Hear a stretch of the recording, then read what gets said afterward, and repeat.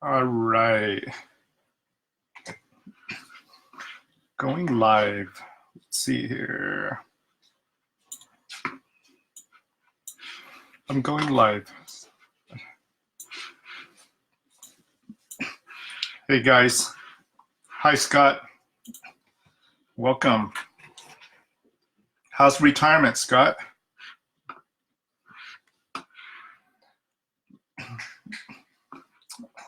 Hey Lisa. Welcome. Welcome. Sorry, I'm like a little minute late going live here. Hope your weekend was good. We're going to talk today about longevity and discuss the 8 different strategies for longevity that's been shown in research that's been published. And so you guys are feel free to ask questions on the chat section of our box here. And the data that I'm presenting today is based on last Sunday's lecture, where we chatted a little bit about the 5 different pillars where we get our data from to discuss longevity. Hey, Vicky. And hi, Na. Kim Long Coffee's here from Vietnam, my buddy with that. And so to refresh your memory, the 5 pillars that we talked about last week where we get our data on longevity is data from studies of those who are centenarians, which are folks who are over 100 years old, and where we study folks who are over 100 years old to find out what are the common themes that led them to live over 100 years old. The other group of folks we study is we look at epidemiology. Epidemiology is the study of large populations of people. In the world, there is certain populations of folks, what we call the folks who live in the blue zone. And I think it's the blue zone. And in this blue zone, these groups of folks tend to live longer than other groups of folks around the world. This area includes Okinawa, Japan, Ecuador, Loma Linda, which is not too far away from here, certain parts of southern Italy are where we have groups of folks who live over 100 years old as well. We also look at clinical research data to where research has been done both on basic science, which is research in mice, research in yeast, but we also have research that's done in people as well.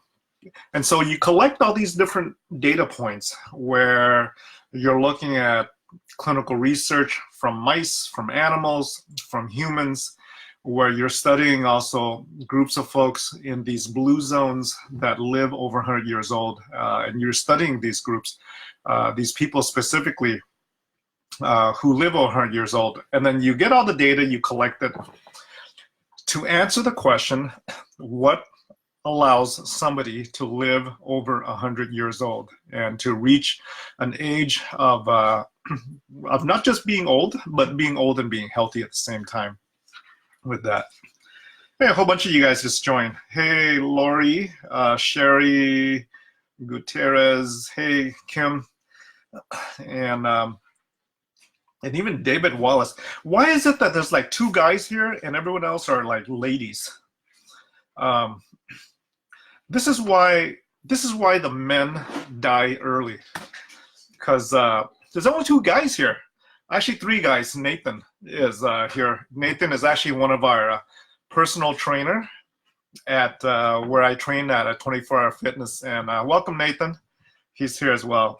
Okay, Ken's here. Hey, we're getting more guys joining. But, I don't know. Ken's a little feminine. But anyway, Um, hey, Monica. Hey, Laura.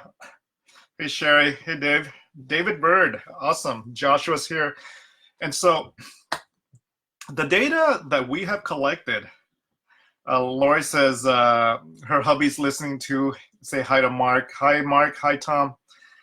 And okay, there's a bunch of guys here now. Never mind.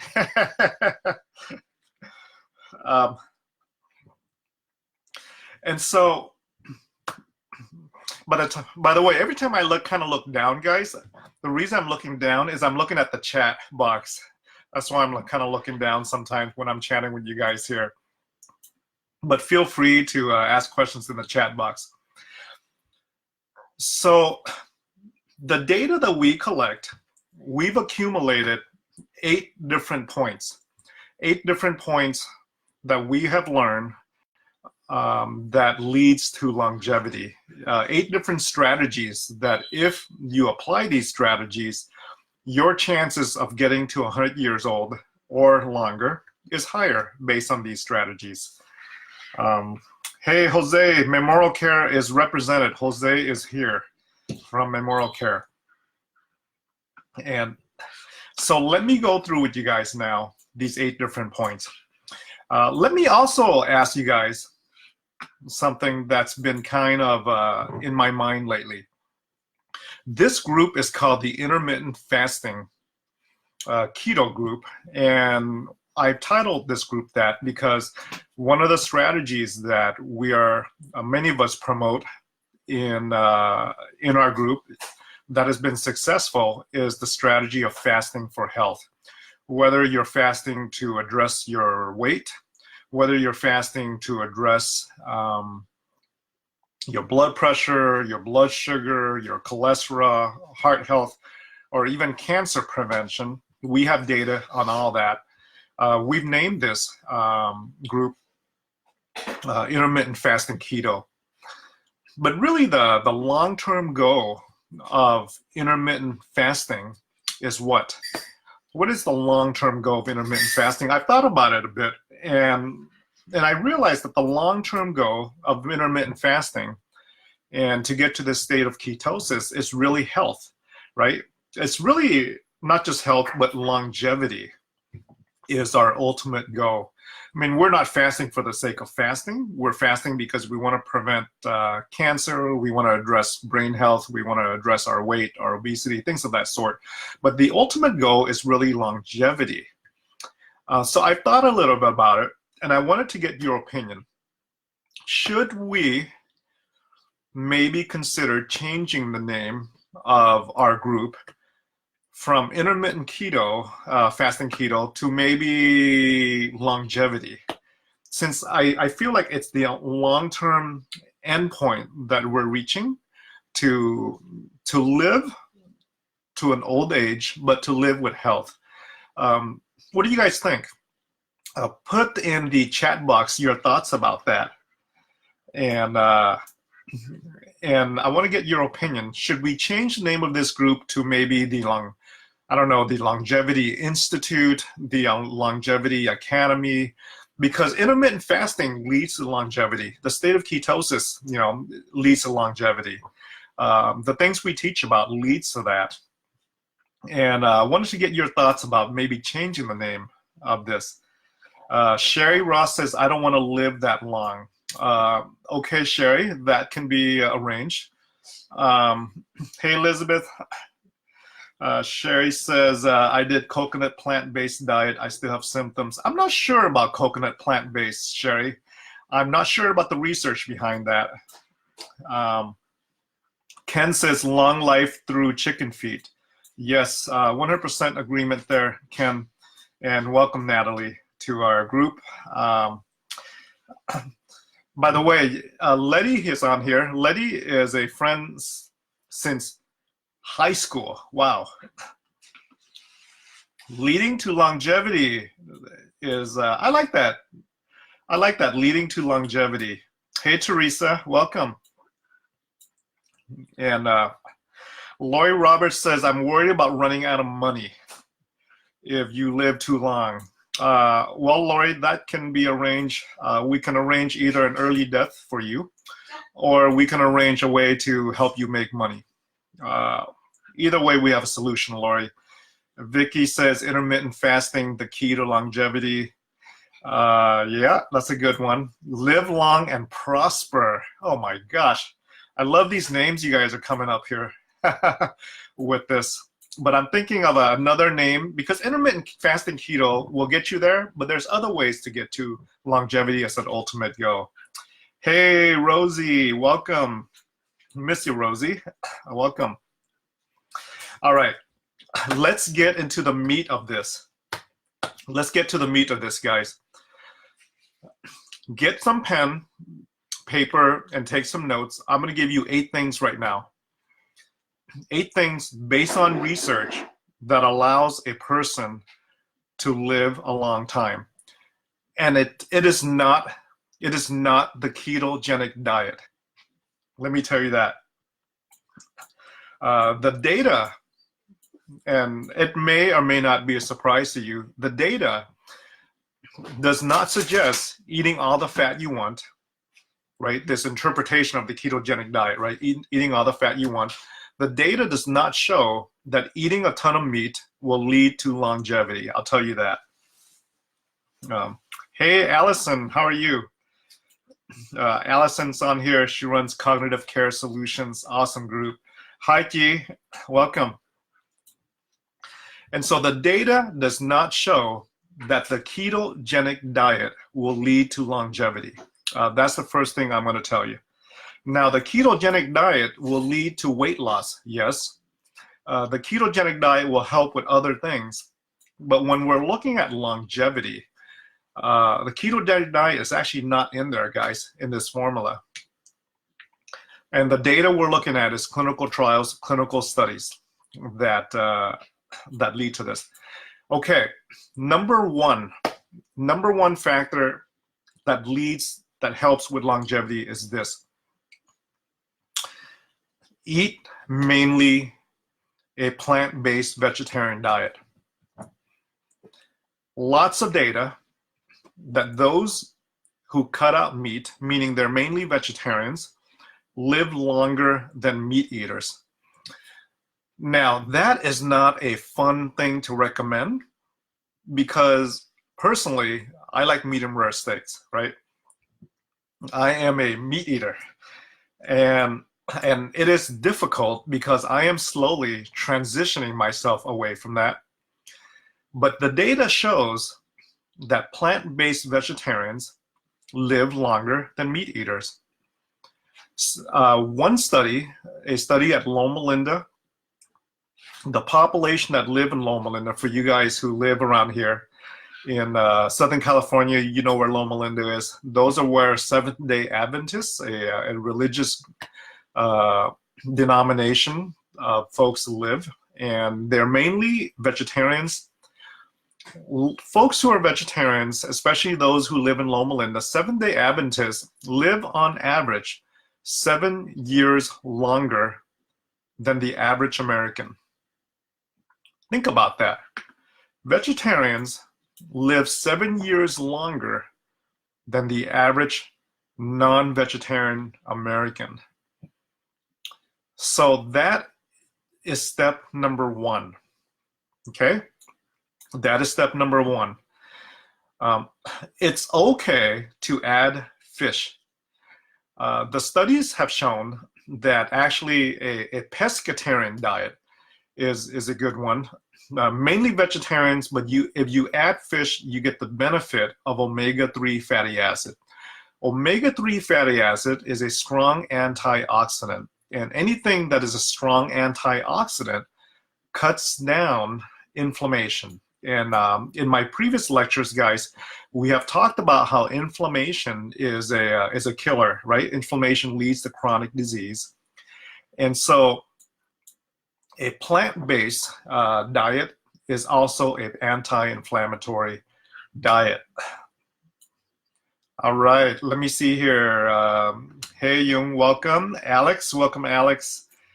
Ken says, the cow eats only grass. I eat cow. Thus, I am a second-degree vegetarian.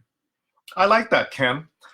Don't pigs also eat vegetables? I don't recall if pigs eat meat or not, but I guess if you eat pork, you can be a second-degree vegetarian with that. Hey, Svelana and Maria, welcome. And so number one, vegetarian plus fish, okay, for longevity. That's step number 1 out of 8.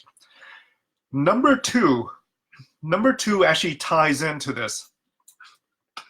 If you're below the age of 65, and 65 is the cutoff based on the data that we're looking at. If you're below the age of 65, limit your animal meat intake, right? Animal meat intake. And I'm not talking about fish. I'm talking about more like pork. I'm talking about cow, beef, even chicken and poultry, right? Limit your animal meat intake to less than 50 grams of protein a day. Less than 50 grams of protein from animal protein a day. If you are above the age of 65, again, 65 is our cutoff because this is where we have clinical research data. If you're above the age of 65, it's okay to increase your protein intake to include fish, eggs, white meat. White meat is what? White meat is, I don't know. Is that, that's like chicken and turkey and stuff like that. It's okay to increase your protein intake, but from like more from fish and from white meat. And the reason for this is if you're above the age of 65, you want to preserve your muscle mass, so you need protein. But the truth is, you can get proteins from plants, right? You can have plant-based proteins. You can get proteins from nuts. There's plenty of places from plant you can get protein from. But if you're above the age 65, you don't want to lose a lot of muscle mass. So it's okay to add additional animal protein, but mainly from fish, mainly from white meat, poultry, and things of that sort, as opposed to beef and pork. Okay? So that is the cutoff, guys. Below age 65, try to stay below 50 grams of protein from animal a day. Above the age of 65, it's okay to add some animal protein. But again, you can get all your proteins really from plants. Source of protein from plants. Does anyone know sources of protein from plant? Letty says pork, the other white meat. Letty, I believe that the pig will agree, but the science probably will not agree about pork being the other white meat. Dairy, cheese, and eggs. Let's address that as well. Not my favorite. Hi, Becky. You're here. And so other sources of plant-based protein. Crystal says beans. Excellent. Peas. Excellent. You can get protein from beans. You can get proteins from nuts. You can get proteins from legumes. You can essentially get proteins from plants. Okay, lots of sources of protein from plants and veggies without having to eat animal meat.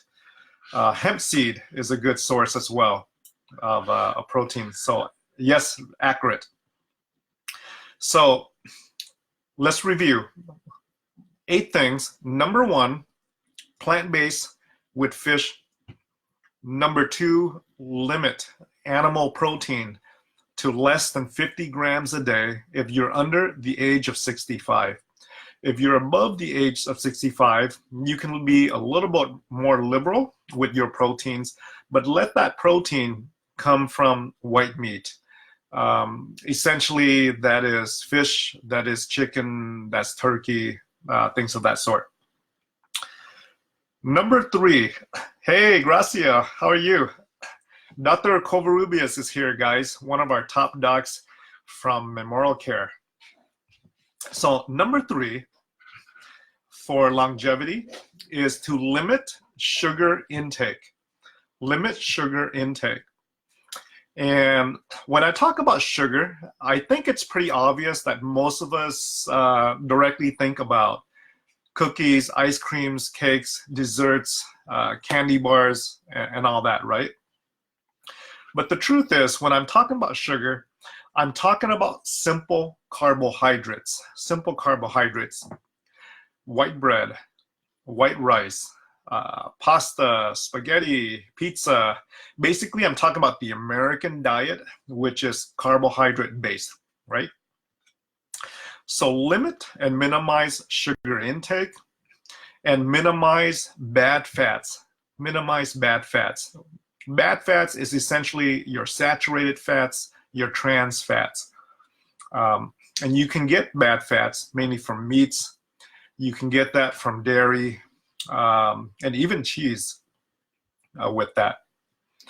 You want to maximize your good fats. Good fats, as you guys know, we all need fats. We need fats because our body requires fat to absorb the fat-soluble vitamins. Our body needs fat because our brain is actually 60% fat, right? Our brain is 60% fat. Does anyone know where the good fats come from? If you know where the good fats come from, put it in the chat box. I want to see where you can get good fats with that. And hey, Yvette, welcome. And Becky says no. So our good fats comes from nuts. Our good fats come from seeds. Our good fats come from olive oil, avocado. You can get, yep, olive oil, avocado, that's right. Dan, you guys must be avocado lovers. Everyone's saying avocado here. You can get good fats from fish. Fish has basically omega-3 fatty acid, and so that's another location for good fats as well. Hey, welcome, Christian. And hey, Jen, welcome. And so sugar drives inflammation. That is the problem with sugar. Sugar drives inflammation. When you have excess sugar, it goes to 3 places. The first place it goes to is your liver.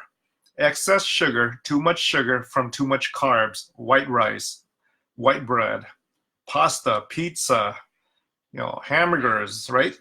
Spaghetti. The American diet, too much sugar goes straight to your liver and creates a condition that's called fatty liver. Okay, creates a condition that's called fatty liver. And when you have fatty liver, it is becoming the #1 reason actually for cirrhosis and liver failure that has been very underdiagnosed. That's the first problem with too much sugar. The second problem with too much sugar is that the sugar goes into our fat cells and it makes us fat. So let me repeat. The sugar goes into our fat cells and it makes us fat. And it's interesting because 2 out of 3 Americans are either obese or overweight based on what we call the BMI index, right? This calculation, body mass index. 2 out of 3 Americans are either obese or overweight. Why is it that we have all grown up being taught that it's so important in order to lose weight, in order to address obesity, most of us connect that to a low-fat diet, right? Low-fat diet. Most of us connect obesity, fat, to low-fat diet. I mean, when you eat a steak, right, and there's fat around the steak, what is the first thing you do to that fat around the steak, right? Most of us will trim the fat off the steak. Isn't that right? And we've all learned that in school. We've all learned that fat is bad. But if most of us are trimming the fat around the steak and watching the fat in our diet, why is it that 2 out of 3 Americans are overweight when we're all watching our fats? Think about that. And so the truth is, obesity today isn't necessarily driven from fat. It's driven from sugar. It's driven from carbs, right? I mean, the breads, the pasta, the rice, right? The tortillas, it breaks down, digests into sugar, and that goes straight into your fat cells and makes us fat. And when you're fat, all kinds of conditions occur, right? All kinds of health epidemics associated with obesity occurs, which shortens your lifestyle, right? Obesity is an enemy to longevity. Obesity is an enemy to longevity, and obesity is driven by the sugar we eat. So this is why point number 3 is to minimize your sugar intake, right? And minimize your bad fat intake, your saturated fat intake. So that's point number 3 out of 8. Everyone writing stuff down here? Point number 1, vegetarian plant-based diet. Point number 2, limit animal protein. Under age 65, less than 50 grams a day. Above age 65, you can liberate that a little bit to add animal protein, but stay with the white meats and stay with the fish. Point number 3, cut out sugar. Cut out sugar and bad fats. Okay, this is the stuff that the folks do for longevity, the folks who live to 100 years and older. All right, point number 4. Point number 4 is to follow a diet that is high or rich in vitamins and minerals. What does that mean? Well, it could mean taking a multivitamin for those of us who are lazy, but I believe that that your food should be your medicine and not necessarily popping a pill, right? But it should be that your diet should have all the mineral and vitamin content necessary to maintain your bodily function. Let me give you an example of 2 types of dinners. Okay, 2 types of dinners, and the comparison of this 2 type of dinner. Dinner number 1 is a slice of pizza, right? Maybe pepperoni pizza, and a bunch of spaghetti. Dinner number 1, right? A slice of pizza and a bunch of spaghetti.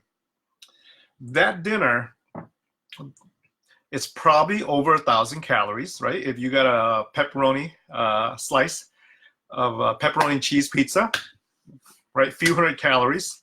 And if you got a large plate of spaghetti, few hundred calories, easily over 1,000 calories. The nutritional value of that plate of dinner, right? Spaghetti with a slice of pizza, the nutritional value is minimal, right? Super minimal. But that's the American diet. Now, diet number 2 is you got a similar plate of food. But on that plate of food is half of that plate is salad. The other half of the plate could be maybe a slice of salmon. And then on top of that, maybe some nuts or avocado or whatever, right? 2 plates of food, both will fill you up. The plate that has salads, nuts, a slice of salmon, and maybe some olive oil on top, I guarantee you that has more nutritional value in it with less calories than the American diet. Slice of pizza and a bowl of spaghetti. Do you see what I'm talking about? See what I mean? Right? You can have the same meal. As a matter of fact, you can probably have a bigger, right? A bigger plate of salad, a bigger plate of veggies with your salmon, your nuts, and things of that sort. It'll keep you full and still have less calories and more nutritional value than the American diet. That's what I mean when I say to follow a diet with high vitamin and mineral content. You want a diet that has a variety of things, but cut out the carbs, right? Cut out the American diet junk. And in that variety of things, you would have usually all the nutritional and vitamins, supplements you need in that type of food. When you're adding salads, vegetables, olive oil, and some fish. So that is point number 4, guys. Point number 4.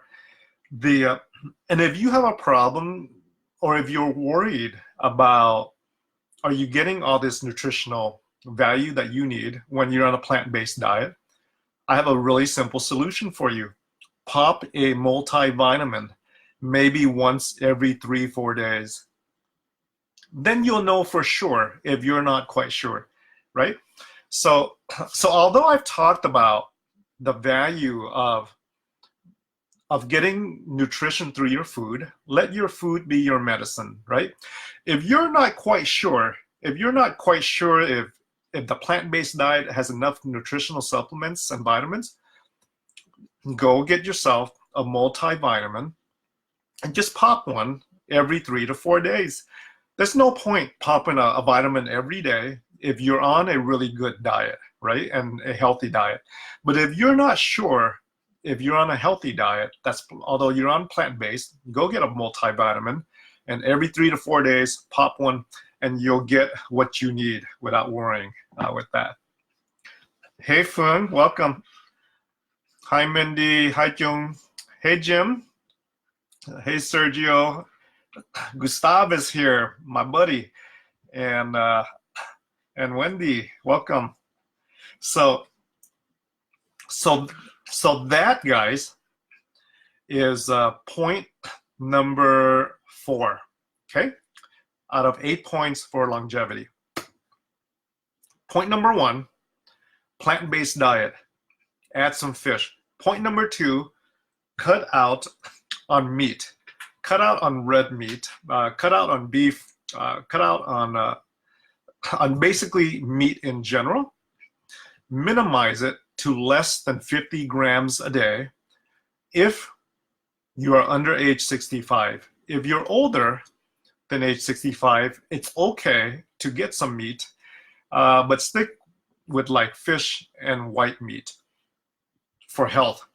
Because over age 65, you need some additional protein to maintain muscle mass. It's easier to lose muscle mass the older we get, right? Point number 3, cut out on sugar, cut out on carbohydrate, simple carbs. Point number 4, follow a diet that has high vitamins and mineral. Now, point number 5.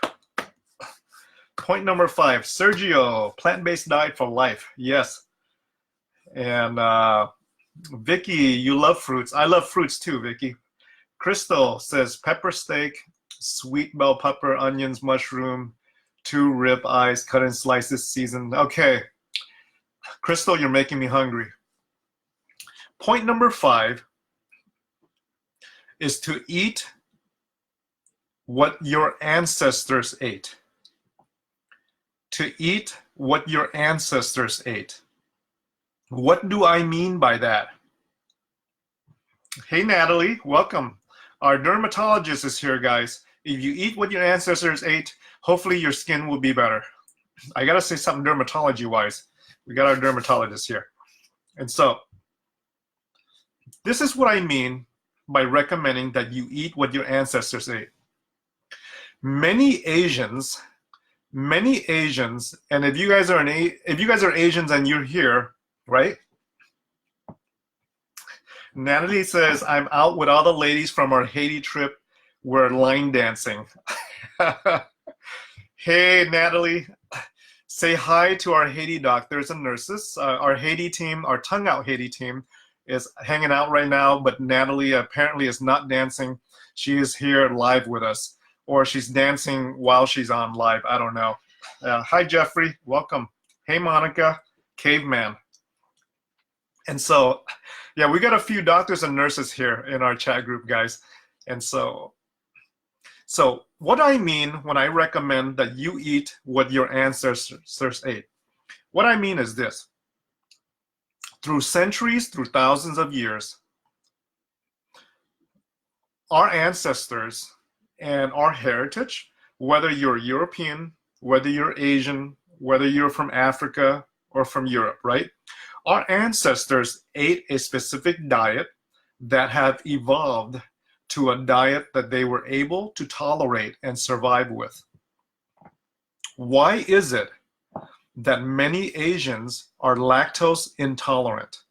If you're Asian and you're lactose intolerant, let me know, right? Type in the chat box if you're lactose intolerant. Okay, maybe not. Not everyone wants to tell their health conditions in the chat box, right? Hi ha. So if you're lactose intolerant, many Asians are lactose intolerant. Why is it that many Asians are lactose intolerant and many Europeans are not lactose intolerant? Well, it is because of the Asian ancestry. We do not drink milk, right? There's not a lot of cows in, I don't know, Vietnam, China, right? Korea. And so we're not used to drinking milk. Our ancestors are not used to drinking milk. So our genetics and our genes do not tolerate lactose. So if you eat, right, if you eat a diet that's based on what your ancestors ate, there's a better chance that your immune system will accept that diet versus eating a diet that that is out of sync with what your ancestors ate. I believe it's partially why we have a lot of autoimmune conditions that go on right now, because of the access of foods from different areas of the world that we all have access to today, right? I can go out and get European food, I can go out and get, you know, Asian food, I can go out and get American food, Italian food, and sometimes my genetic makeup as Vietnamese may not tolerate, right, a diet that has been tolerated by Europeans all their life, and vice versa, right? Maybe if you're European based, your diet and your ancestry diet may be a little different than what, you know, the Asians ate. And so if we stick to our diet, if we stick a little bit closer to what our ancestors ate, there's actually a lower risk for a lot of food intolerances that occur today. Because of that. And the data in the research actually shows that. The data in the research that states if you ate closer to what your ancestors ate, there's a connection with longevity there with that. So that's point number 5. Point number 6. Point number 6 out of 8 is this. Those who live a long life, those who reach 100 or longer, they ate, in general, they ate 2 meals a day. They ate 2 meals a day. That's what the data shows. It's very interesting. And Vicky says, my ancestors ate a lot of carbs. Pasta, mac and cheese, and breads. Vicky, your ancestors may have eaten a lot of carbs, but they probably ate healthier carbs than what we eat today, right? Which is the refined carbs with that. Vicky Freeman. Hi, Vicky. Welcome. It's 2 Vickies now. There's Vicky Sofa, Vicky Freeman here.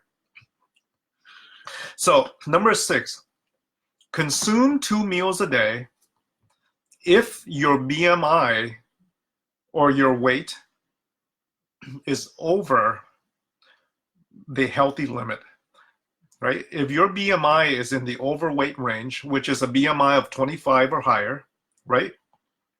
Consume 2 meals a day. If you're having problems gaining weight or you're super skinny, it's okay to do the 3rd meal if you need more calories. But the data shows that those who ate 2 meals a day actually are the same groups of folks that that reach 100 years old or longer. Why is that? Why is that? There's a whole bunch of science behind why consuming 2 meals a day. It's actually helps with longevity, compared to the American diet, breakfast, lunch, dinner, and multiple snacks with that, okay? But consuming 2 meals a day does this. First of all, you don't overwork your pancreas. We overwork our pancreas with the American diet. The American diet is breakfast, and then snack, and then lunch, and then snack, and then dinner, and then snack, right? The American diet is like 5-6 times a day. And every time you eat, especially if you're eating the American diet, carbs, carbs, carbs, right? Sugar goes up, pancreas is working, pancreas is working, pancreas is working. We burn out our pancreas with the American diet. And when the pancreas burns out, we call that type 2 diabetes, right? Why is it that 2 out of 3 Americans are either diabetic or pre-diabetic? It is because we eat too frequently. We are overworking our pancreas, and we are eating the wrong food as we eat too frequently. Diabetes, guys, is driven by the American diet and the frequency of how often we are making our pancreas work until it burns out. This is why the data shows that those who eat 2 meals a day, and maybe with a snack in between, right, especially if you're overweight, have better health than those who eat multiple times a day. It's interesting data, isn't it? It kind of goes against everything we have grown up with: breakfast, lunch, dinner, and snacks. But breakfast, lunch, dinner, and snacks have led to the fact that 2 out of 3 Americans are diabetic or pre-diabetic.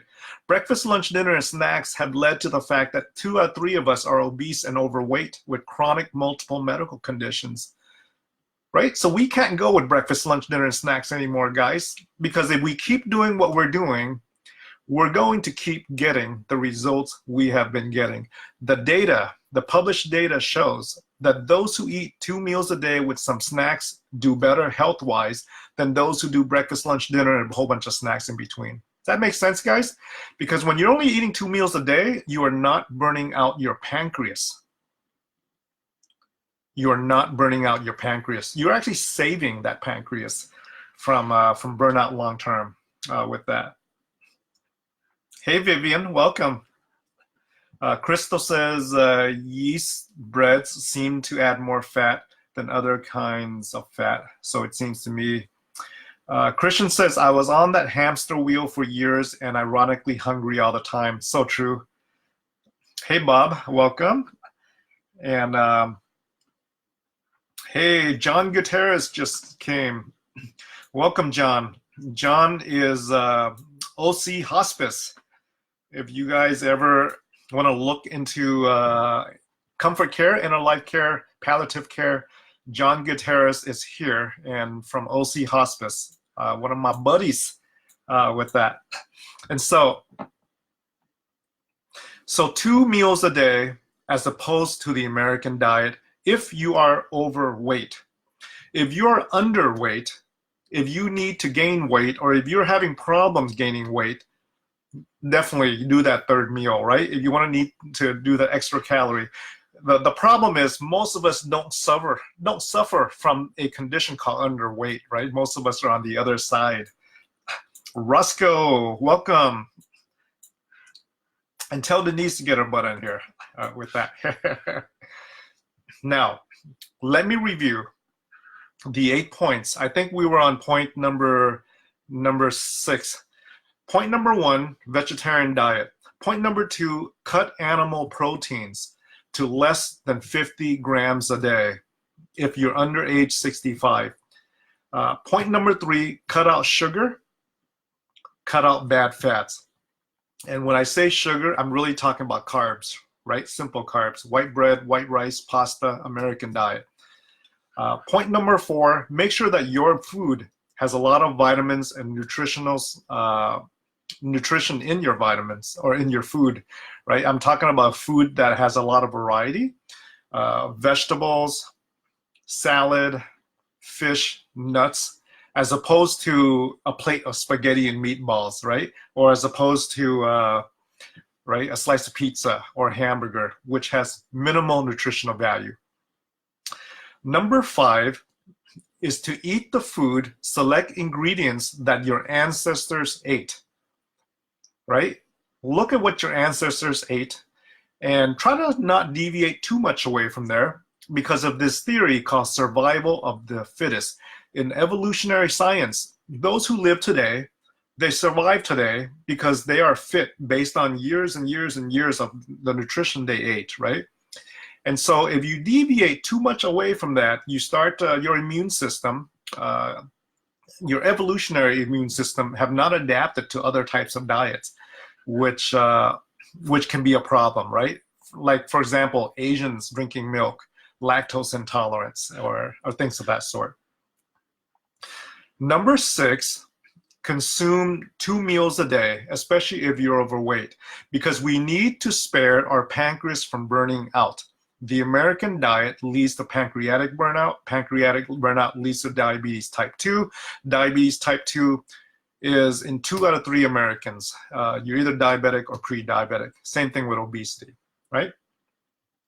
Number 7, we're almost done, guys. Number 7, 7 out of 8. Hey, Rochelle, welcome. Hi, and Wing Huang, welcome. So Lisa's here. Hey, Lisa. So number 7 in longevity is to keep your window of eating under 12 hours or less. Keep a window of eating under 12 hours or less. Most of us here in this intermittent fasting group, right, we do even more than 12 hours. I do most of the time an 18-6, and I do most of the time I have lunch, I have dinner, and I wake up, I don't have breakfast, I drink water, so my next meal is lunch, right? So I go from dinner the night before till lunch the next day. So I go for at least 16 hours, if not more, of no eating. During that 16 hours for breakfast, I drink a lot of water, so I stay hydrated, right? So my eating window is actually between lunch and dinner. My eating window is only an 8-hour window, right? If your eating window is at least under 12 hours, that is a formula for longevity. If your eating window is the American diet, where you never go for 12 hours without a meal, that is a window of time and a formula for an early death. Because there's a lot of data now on the benefits of intermittent fasting. And intermittent fasting is simply having a long window period of time where you are fasting and having a shorter window of time where you're eating, right? So make sure that your eating window is at least 12 hours or less than 12 hours. If you can shorten that window, it's even better. Okay, if you can shorten that window to 10 hours, whatever, 8 hours, which many of us do, it's even better. And I'll tell you why.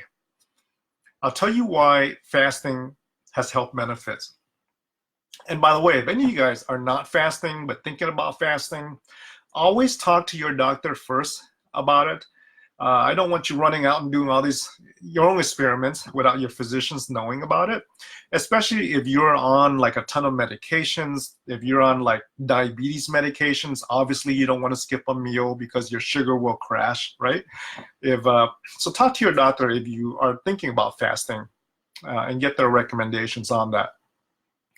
But when you're fasting, right, during the time that you're not eating, right? So for me, I wake up, breakfast, I'm drinking water.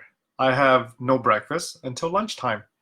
So when I wake up, my sugar level is what? High or low, guys? My sugar level is low, right? Hey, Des. Welcome, Desiree. And hi, Chris. And hi, Dottie. Good to see you. And so when I wake up and I'm fasting and I'm not having breakfast and I'm doing mainly water, right? When my sugar level, because there's no breakfast, is low. When my sugar level is low, But the body needs sugar for energy. But your sugar level is low because you're fasting. What does the body burn next for energy? Right? What does the body burn next for energy? It burns fat. So if you need some fat burning, I've just shown you the secret to fat burning. If you want to burn fat, don't do breakfast, right? Or don't do dinner, right? It's really not about skipping breakfast or skipping dinner. It's really about the amount of time that you've gone without a meal. And fat burn starts at around 12 hours of fasting. Fat burn starts at around 12 hours of fasting. So anything after 12 hours is when you start to burn fat, right? Which is why I skip breakfast, because I'm already fasting when I'm sleeping at night. So I'm kind of, I don't know, I'm kind of cheating because I start my fast when I'm sleeping or after dinner. And so when you wake up, you are already approaching that 12 hours. Make sense? And then anything after 12 hours is when you're burning fat. And when you burn fat, that fat, the production, the byproduct of fat burn becomes ketones, right? And so you're creating ketones. Ever heard of the ketogenic diet, guys? The ketogenic diet is all about getting to the state of ketosis where you're burning ketones, right? And so I'm burning my fat to reach ketones, to make ketones. And when I make ketones, then my body uses the ketones for energy, right? The body can use either sugar for energy or it can use ketones for energy.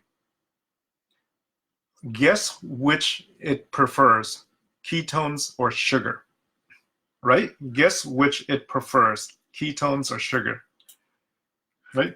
Hi, Maine. Hey, Jillian, welcome. And hey, Sena is here. How are you? Sena is from Korea. And so your body can burn ketones for energy or it can burn sugar for energy, right? If you have sugar on board, you will never get to ketones because you'll never burn fat to get to ketones. If you want to get to ketones for energy, you need to have zero sugar, which is why we fast. We don't have breakfast because you have zero sugar in the morning, which induces the fat burn after 12 hours, right? You make your fat burn, and when you burn fat, what happens to weight, right? When you're burning fat, what happens to your weight? Well, the obvious answer is that when we're burning fat, we lose weight. If you ever wanted to learn how to lose weight without trying, try intermittent fasting, because now you're burning fat by simply having no sugar on board. It's a really easy, simple way to lose weight by simply burning your own fat without counting points, without counting calories, right? No special diet there, simply intermittent fasting. And so ketones. Ketones is a superior fuel source, guys. Ketones is a superior fuel source when it comes to fueling your body with energy compared to sugar. If your body is a car, if your body's a car and that car needs gas to run on, sugar is regular unleaded. Ketones is supreme or super unleaded. That's the difference. Your brain takes ketones and uses ketones 60% more, 40% more efficient than it does sugar. Your brain uses ketones 40% more efficiently than it uses sugar for energy, which is why for many of us here who fast and who do intermittent fasting, one of the best times when our minds are clear, when we can focus and think, is actually in the morning before lunch. That's simply my best time when my brain is most clear. Why is that? Because in the morning when I'm fasting, I'm using ketone energy for my brain and not sugar energy. Does that make sense, guys? When I'm fasting, I'm using ketone energy for my brain and not sugar energy, which actually clears up my brain and my focus a lot better than after lunch. After lunch, I'm eating food, my sugar level goes up, the body uses sugar for energy, and then my brain goes into a state of fogginess. And if you guys get sleepy after lunch or sleepy after dinner, it's because sugar fogs the brain. So that's the secret behind that, right? All right, let's see. Sena says, I only eat 10 a.m. to 6 p.m. That's pretty good. And I've seen what you eat. You eat pretty healthy. Monica says, thank you. Crystal says, have you heard this guy talking about the difference between brown fat and white fat? He says brown fat is different. Haven't heard too much with that. So, guys, burning fat and losing weight and creating ketones is only one health benefit of fasting. But there's so much more. The process of autophagy occurs during fasting. The process of autophagy occurs during fasting. Autophagy is our medical term that we use for your body cleaning out its own trash, for your body cleaning out its own damaged cells, old cells, right? We're talking about longevity. Longevity is when you're taking away old cells, dead cells, damaged cells, and you're replacing it with new cells, right? You're stimulating stem cells to replace new cells. So the process of autophagy that occurs during fasting is what actually leads to the process of youth, right? You want to get rid of old stuff and replace it with new stuff, with stem cells, right? You want to stimulate stem cell growth. Stem cell growth occurs during fasting. Secret to longevity, right? Stem cell growth is stimulated during fasting. And stem cell growth is basically creating new young cells to replace the old cells, right? To replace the damaged cells. And when I talk about old and damaged cells, I'm also talking about cancer cells. Cancer cells are damaged cells.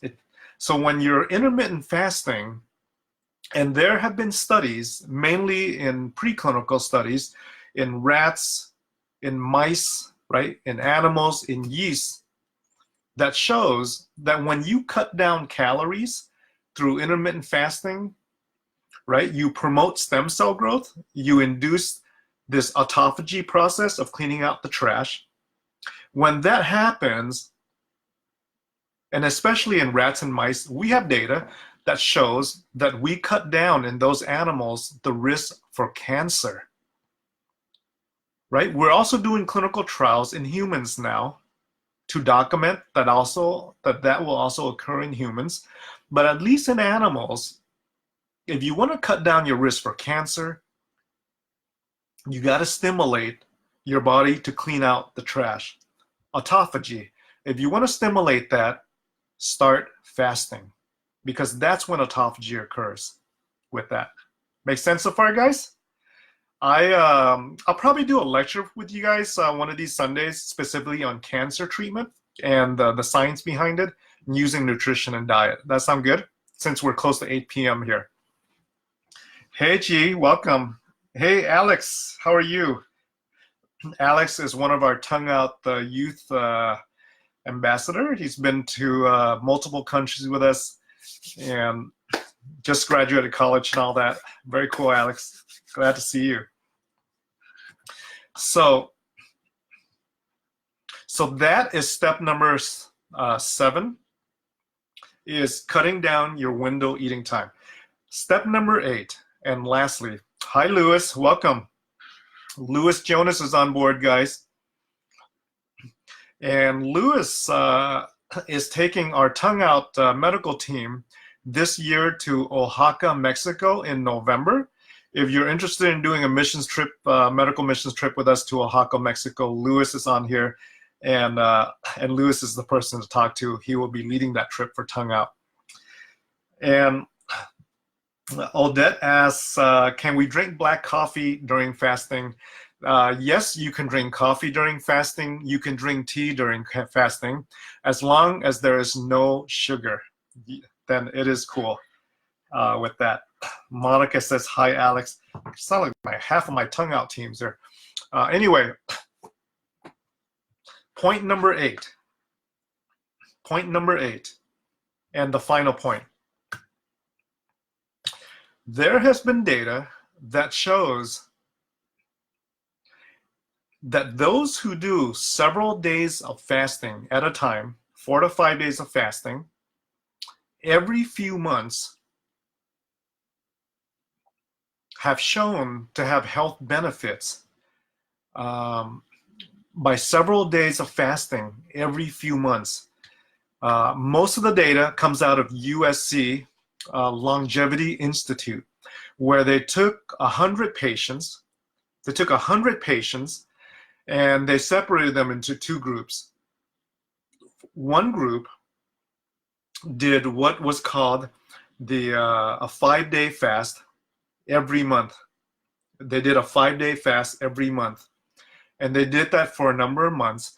The other group was the control group, where they just ate a regular, healthy, low-fat diet.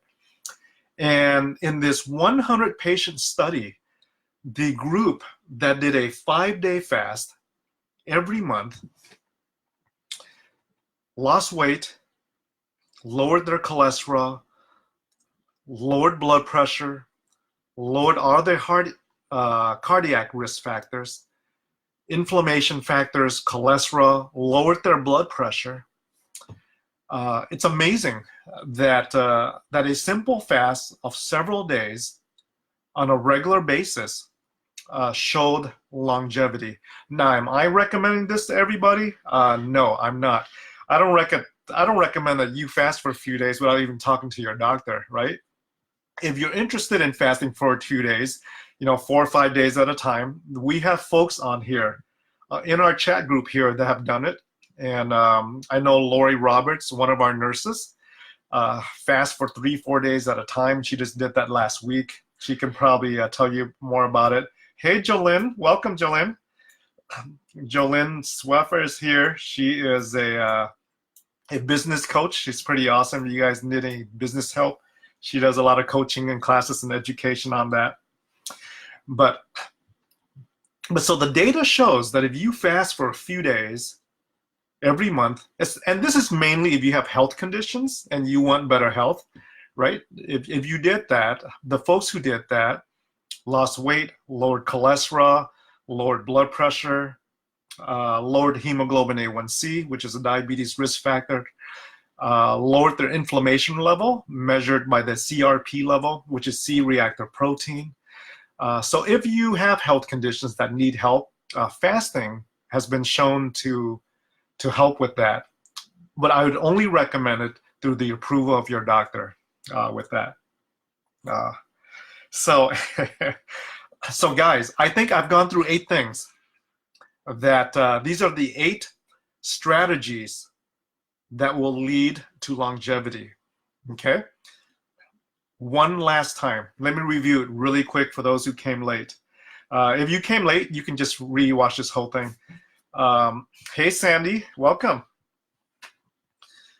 So number 1, plant-based vegetarian diet leads to longevity. Vegetarians, especially the study of the Adventists who live in Loma Linda, vegetarians live 7 years longer than non-vegetarians. Think about that. Vegetarians live 7 years longer than non-vegetarians. That's number 1. Number 2, if you are below the age of 65, cut down your meat intake to less than 50 grams a day of protein, right? That comes from meat. Less than 50 grams of animal protein a day under the age of 65. If you're older than 65, you can be a little bit more liberal with your meat intake because you have to maintain your muscle mass. You don't want to lose a lot of muscle when you're older. But if you're younger than 65, the more you can minimize meat, or the less meat you eat, the more longevity, based on research. That's number 2. Number 3, cut out the sugar. Cut out the sugar. Sugar leads to inflammation. Inflammation leads to chronic disease, including Alzheimer's and many other chronic disease. Cut out the bad saturated fat. Okay? Trans fat. Saturated fats comes from meat, it comes from dairy, it comes from cheese, things of that sort, right? Cut those out and maximize good fats. Maximize your good fats. Your good fats is nuts, seeds, olive oil, fish, avocados, right? Those are all good fats. So you can do that. Maximize your complex carbohydrate, which is basically plants. Okay, that's number 3. Number 4, follow a diet that's high in minerals and vitamins and minerals. So what that means is don't eat a plate of spaghetti or a slice of pizza and that's it, and that's your meal, because it minimizes all the minerals and vitamins you need, right? You want a diet and you want a meal that has a lot of nutritional supplements in it. That includes hey, Teresa, how are you? Welcome. And so nutritional supplements. So you want a meal that has vegetables. You want a meal that has salads. You want a meal that has nuts and some salmon in it. That is a healthier meal that has all the nutritional supplements, vitamins that you need compared to a plate of spaghetti, right? So that is number 4. Number 5 is eat what your ancestors ate. Eat what your ancestors ate. And that is for evolutionary reasons, in that our ancestors are alive today because their nutritional dietary system has evolved to allow for some longevity. So you want to follow kind of what your ancestors ate. Number 5, is that 5 or 6? I don't even remember. Consume only 2 meals a day, especially if you are overweight. Why 2 meals a day? Because you are sparing your pancreas from overworking. An overworked pancreas in the American diet, breakfast snack, lunch snack, dinner snack, leads to diabetes, right? It leads to obesity, so it leads to a lot of problems. This is why 2 meals a day, especially if you're overweight, spares your pancreas, spares diabetes, and overall leads to good health. Number 7 is minimize your eating window to less than 12 hours. If you can go even less than that, to 10 hours, to 8 hours, you allow more time to burn fat. You allow more time to burn fat, the smaller the window, okay? And I'm not talking about counting carbs. I'm not talking about counting points or counting calories. I'm just simply talking about a time-restricted diet. Okay, the more restricted that time limit, the more time you are allowing for that process of autophagy, of your body cleaning out the trash and cleaning out old cells, and to allow stem cells to form and make new, fresh cells. Part of longevity, right? And lastly, point number 8 is that research have shown that those who fast for a few days on an intermittent basis, it could be every few months, or it could be monthly if you have a lot of health conditions or you want to lose weight and stuff like that. But those who fast for a few days every month have amazing health benefits. Documented in one study of 100 patients at USC Longevity Institute. Again, I'm not recommending that you start that unless you get approval from your doctor, because I really don't know what medicines you're taking to make any recommendations for you. But that's what the data shows. Those are the 8 things, the 8 strategies that lead to longevity. So guys, it is 8:11. La la la. Hey, Justin, welcome. Sana, I want to visit Korea again. Monica says, thank you. Just confirms everything you should be doing. John Gutierrez, yes, drink lots of water. When you are fasting, drink lots and lots of water all the time. I drink 32 ounces of water in the morning, usually before 9 a.m. And then I run around after that and pee every hour. But anyway, it's good to keep your system flushed out, right? And so, guys, I will see you next Sunday. We will teach you something different next Sunday. Same bat time, 7 p.m. We'll chat about something. If you guys want to learn something specific, put in the chat box right now what you want to learn for next Sunday. If we get enough people want to learn the same stuff, we'll address it next Sunday. And we will change the name of this group probably to something longevity related as opposed to just intermittent fasting. Intermittent fasting is the tool to get to longevity, but I'm thinking maybe our group name should be something that includes longevity so that we can have and teach you all the different tools, including intermittent fasting that leads to that. So I'll see you guys later. Have a great week.